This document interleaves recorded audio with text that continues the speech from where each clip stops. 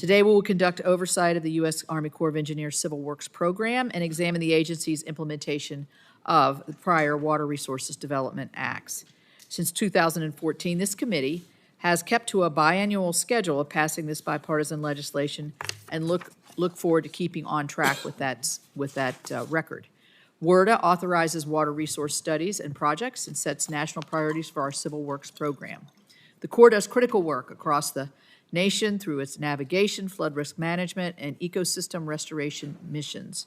This work protects the lives and livelihoods of millions of West Americans and facilitates commerce throughout our country and internationally.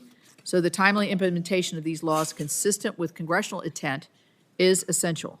The Corps is actively working on a number of studies and projects that I'm going to mention because they're critically important to my state of West Virginia.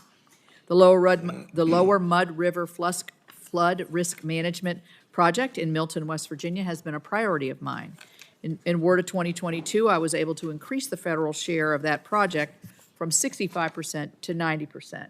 This change brought in the support we needed without creating financial strain on our state. In 2023, I also secured another $190 million for this project, bringing the total to $287 million in federal funding, delivering on the federal side of the funding equation to make this project happen.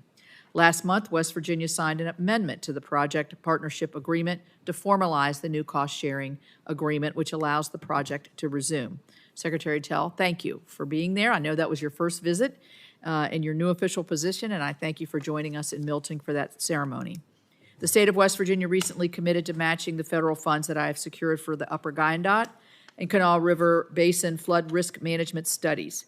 Just over 9 years ago, in June of 2016, West Virginia experienced flooding at historic rates, leading to tragic deaths and devastation. The Kanawha River Basin is a direct response to this flooding. I championed a provision in WRDA 2024 that increases the federal cost share for future projects identified by this study. WRDA 2024 also increased the ability for the Corps to carry out smaller projects for debris and obstruction removal, which is critical to reducing the severity of flooding in many areas of, I'm sure, everybody's state, and particularly ours. The fifth and final phase of the Bluestone Dam Safety Assurance Mega Project in the city of Hinton continues to make significant progress.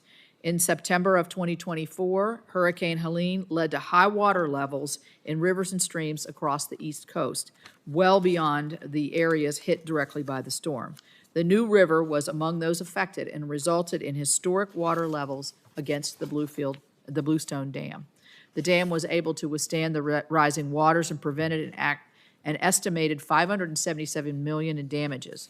Once completed, the project will protect more than 150,000 people and $20 billion worth of infrastructure. Unfortunately, there's more to be done. This year alone, several parts of West Virginia experienced devastating flooding. In February, flooding in McDowell County resulted in the loss of lives and necessitated major rescue and recovery efforts.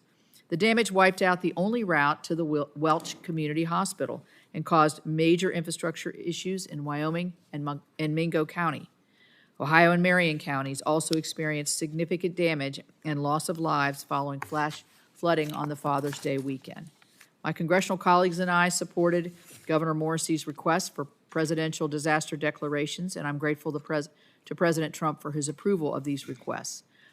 I will continue to work with the Corps and local government officials to determine if additional authorities are needed to help mitigate the impacts from future flood events. Thank you again for the witnesses to be here, and I now turn to my ranking member.